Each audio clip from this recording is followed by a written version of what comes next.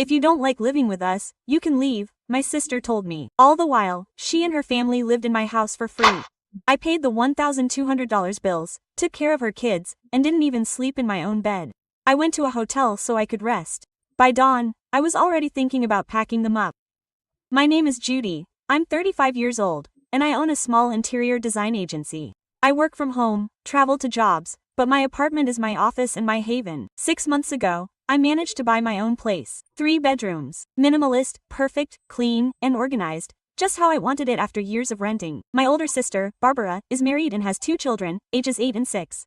We were never close, but we tolerated each other. At my housewarming party, everything went well. A week later, she called me with her favor. Our landlord is doing renovations. We need a place to stay for a month. I told her to bring only the essentials, nothing more. I accepted with discouragement. 2 days later, a moving truck showed up. My living room ended up filled with boxes like a storage unit. Barbara, I asked you for the bare essentials. There's no room in Dad's garage and butts are expensive.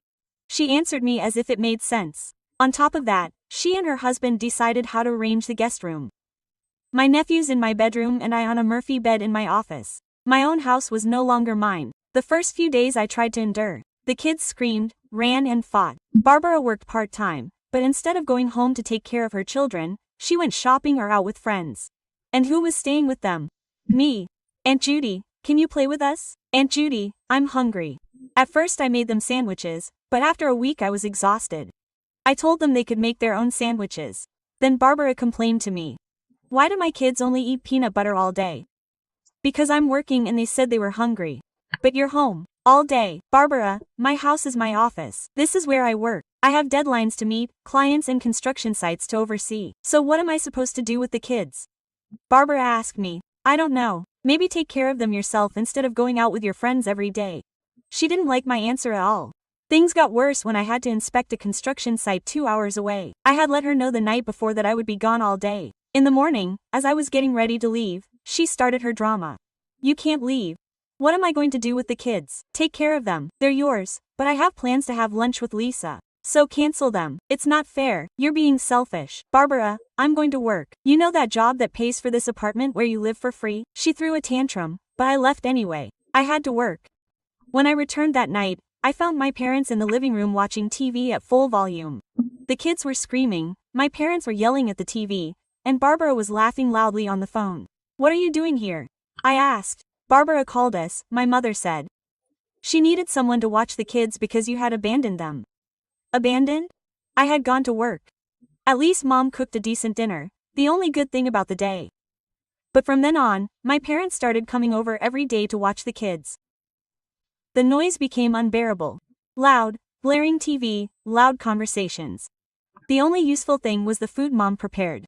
On Saturday, I had to drive an hour to check on a big project. When I got back that night, I could hear music and voices from my backyard. I looked out the window. They had a full-on barbecue. There were about 15 people, family, neighbors, and strangers. They were using my furniture, my grill, and they had eaten all the food I had bought the day before. I was in shock. They had thrown a party at my house without even asking me. I left with a fake smile. Hello, everyone, are you having a good time? Quote, Judy, my father shouted. We decided to have a little barbecue. I hope you don't mind. Quote, I cared a great deal, but I wasn't going to make a scene in front of everyone. No problem. Looks like they found everything they needed.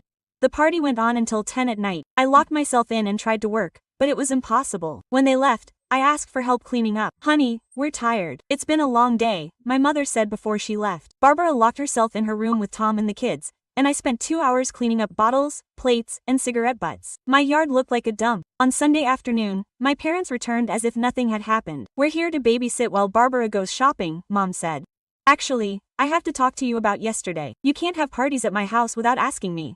Quote, come on, Judy, Dad replied, offended. We're just having a little fun. You're so lonely that you need cheerful company. I don't want any more parties here. You're being ridiculous, Mom blurted out, and just then Barbara came out of her room. What's wrong? Barbara asked. I'm going to tell Mom and Dad that I don't want any more parties at my house. Judy, they're just trying to have fun. You're being too strict. It's my house, Barbara. And speaking of which, your month is almost up. When are you planning on moving back in? She fell silent. Tom pretended to look at his phone. Well, we left the apartment. After the renovation, the rent was going to be crazy. We decided not to stay there. We're looking for another place. I felt a punch in the stomach. And when were you planning on telling me that? I'm telling you now. If we stay a couple more months, it's okay, right? My parents nodded as if it made perfect sense. Barbara, you said 1 month, Plans change, Judy. That's life. I went to my office, grabbed my laptop, and called Marcus, a real estate agent friend. I need 2-bedroom rental listings in my sister's area. Urgent. Give me 10 minutes, he replied. When I got back into the living room, everyone was staring at me. What are you doing? Barbara asked. Looking for apartments. I got Marcus's email and forwarded it to her. Here are 23 options in your old neighborhood. Start calling. You're crazy, Judy. We're family. Family doesn't lie about how long they're staying. Family doesn't throw parties without permission. Family doesn't make a sister a free babysitter.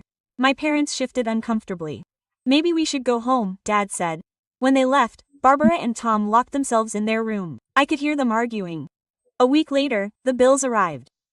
Electricity went from 100 to 280, water from 45 to 95. Spend and my food bill went from $200 to $800, not counting what my parents had devoured at the barbecue. That night at dinner I blurted it out. I've checked the accounts. If you don't move out next month, you'll have to pay me $1,000 in rent plus half for food. Barbara almost choked. $1,000. You're crazy. That's what it costs to support 4 more people. We're not paying you, we're paying the family, Tom said. Great, then you have 2 weeks to find another place. After that I'll change the locks. They left slamming the door. The next day my parents came in screaming. You can't throw your sister out on the street, Mom said. She's not on the street, she has choices. She just decides not to use them. You're cruel. I'm reasonable. This is my house and I decide who lives here. We raised you better than this. I was raised to defend myself. That's what I'm doing. They stormed off expecting it to happen, but it didn't. Barbara and Tom stopped talking to me. The house got quieter for the better. Then I had to go to another city for 3 days on a big project. When I got back on Thursday night, I heard music playing in the car. I walked in and there were about 20 people in my living room. What the hell is going on? Everybody's out. Now. A drunk Barbara staggered up to me. Oh, come on. Don't be a party pooper. This is my house. I want them out. If you don't like it, you can leave. I mumbled. The whole room turned to look at me. A bunch of strangers in my own house yelling at me to get out. This house is ours now, a guy I'd never seen before yelled. Everyone laughed and cheered. I could have called the police, but I wasn't going to make a scene in front of a bunch of drunks. I grabbed my bag and left. I spent the night in a hotel. When I returned the next day, the house was empty. Bottles, trash, food strewn across my furniture, cigarette burns on my table. I spent the morning packing up everything that belonged to Barbara, clothes, toys, the junk that had accumulated over a month and a half. I did it calmly, as if I were organizing for a client. At noon, I heard the door knock. Barbara came in with the kids, saw the suitcases, and turned white. What are you doing, Judy? You can't throw us out. We have nowhere else to go. I glared at her. You should have thought about that before you threw a party at my house and yelled at me to leave. You have 2 weeks to get out. The kids were confused, but it wasn't my fault. I'm sorry, Judy. It won't happen again. You're right. It won't happen again because you won't be living here anymore. She cried, she begged, but she had made up her mind. This time, tears were no use. An hour later, my parents called, screaming. How dare you throw your sister out?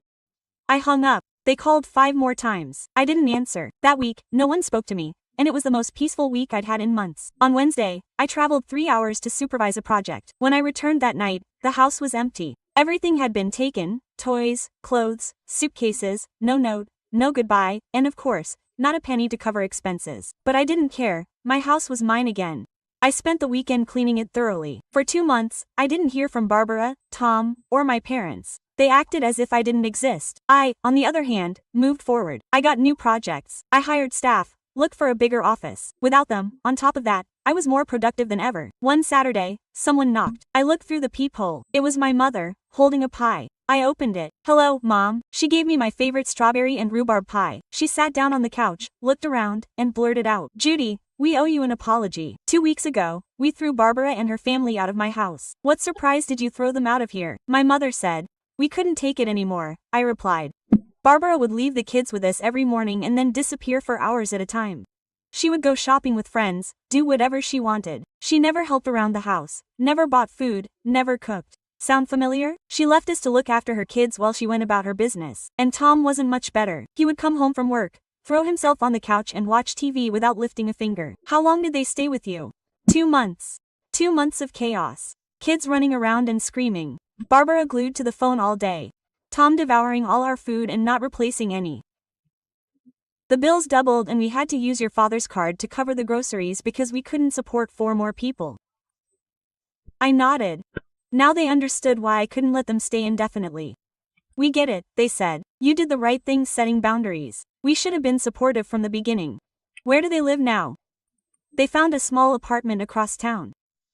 2 bedrooms. Barbara complains about the size in the neighborhood, but she'll adjust. Your father and I are so sorry. We should have listened to you sooner, Mom said. I looked at her older, more tired face. Taking care of Barbara and her family had worn her out. I appreciate the apology, Mom. I really do. So can we be a family again? Sure. But understand that my house is my house.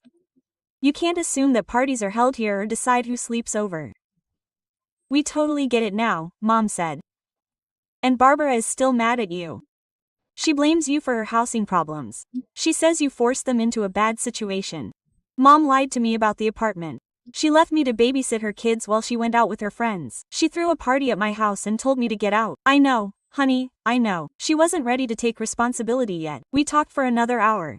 She updated me on the family, asked about my job, and for the first time in months, acted like a normal mother. When she got up to leave, she hugged me tightly. We missed you, Judy. The house was empty without you. I missed you too. After she left, I sat in my clean, quiet apartment and ate a slice of strawberry rhubarb pie, sweet and tart like my childhood, full of memories. I was glad to have my parents back, but even more glad that I had stuck with it and not let my family take advantage of me. After that, things started to get back to normal. My parents had Sunday dinners again, like they had before the whole Barbara thing. For the first time in months, I felt really good. Barbara was never mentioned during those visits, and neither was I. It was an unspoken agreement that we would focus on rebuilding our relationship without getting into all that drama. My job was going better than ever. Without any interruptions or chaos, I was able to take on bigger projects. I signed a contract to design the interiors of a 12-unit apartment complex. It was the biggest project of my career. I also started dating someone new, David, a contractor I worked with. We would have dinner after site visits, and over time it turned into something more. When I told him all about Barbara, he shook his head. You did the right thing. I've seen too many people let their families take advantage of them financially. Sometimes I wondered if I was being too harsh. Judy, they lied to you about how long they were staying. They doubled your bills, left you babysitting while your sister went out with her friends. They threw you a party and told you to move out of your own home. You weren't being harsh, you were protecting yourself, David said. He was right, but I still felt weird about not having any contact with my sister. 6 months after my mother's visit, I ran into Tom at the grocery store. He seemed uncomfortable. Hi, Judy. Hi, Tom. How are you? Good. The apartment is small, but we manage. Listen, I wanted to tell you something. I know things got out of hand when we stayed with you. It's okay, Tom. No, it does happen. Barbara and I should have been more considerate. We took advantage of your generosity. It was the first sincere apology I'd received from anyone in her family. Thank you for saying so. The kids ask about you sometimes. They miss their Aunt Judy. That affected me more than I expected. I missed them too. Maybe someday we can work things out. Maybe. I knew that wouldn't happen unless Barbara admitted her mistakes. From what my parents told me, she still blamed me for everything. A year went by, my business kept growing. David and I got engaged, and I bought a small vacation rental on the beach. Life was good. Then one day, my mother called me with news. Judy, Barbara, and Tom were getting a divorce. What? Why? I don't know all the details, but it sounds like it's financial trouble.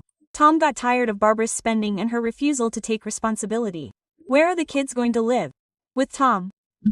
Barbara moved in with a friend across town and works part-time at a convenience store. As before, I felt bad for the kids, but it didn't surprise me. Barbara has never been good at managing money or taking responsibility. Has she asked you and Dad for help? She tried to move back in with us, but we said no. We've learned our lesson. You did the right thing, Mom. She's been calling all the relatives, trying to find someone to take her in. No luck so far. It didn't surprise me. Word must have gotten around about what happened when she stayed with me and then with my parents. She wasn't asking for help. She was too proud, still convinced that I ruined her life by throwing her out of the house. Mom, it wasn't my fault that her landlord did the repairs. That she gave up her apartment without telling me either. That she left me to watch the kids while she went out with her friends. I don't know either, honey. Now we all know. 6 more months passed. David and I got married at a venue by the lake. It was perfect. 50 people, beautiful weather, delicious food. My parents came and seemed happy for me. Barbara, of course, wasn't invited. They said she definitely wouldn't have come. She was still resentful, convinced that I had sabotaged her marriage and her life. During the reception, my father pulled me aside. "I'm proud of you, Judy. You've built a good life for yourself. I'm sorry it took us so long to realize that Barbara was taking advantage of everyone. You were just trying to help her," I said. "We were coddling her." "There's a difference," he replied. He was right. For years they had bailed Barbara out of all her problems without letting her face any consequences. When she finally had to deal with real life, she couldn't. 2 years later, I was sitting in my quiet apartment with my husband, running a successful business and maintaining healthy relationships with family members who truly respected me. My phone buzzed. Text from Mom. Barbara had been evicted from her friend's house. "Can she stay with us again?" I replied. "What did you tell her?" "We told her we weren't too old for that kind of chaos." I put the phone down and looked around. My living room was clean, organized, and quiet. Just the way I liked it. People think cutting family ties makes you a bad person, but I learned that you can't help someone who doesn't want to be helped, or maintain relationships with someone who only sees you as a resource. Barbara made her choices. I made mine. I chose to protect my peace of mind, my home, and my financial stability. I've never regretted it. Some families are toxic, even if they're blood relatives. The family you choose, the one that respects your boundaries and celebrates your success, that's the one that's worth it. I was living proof that you can be happy and successful without letting others drag you down into chaos, even if they're family.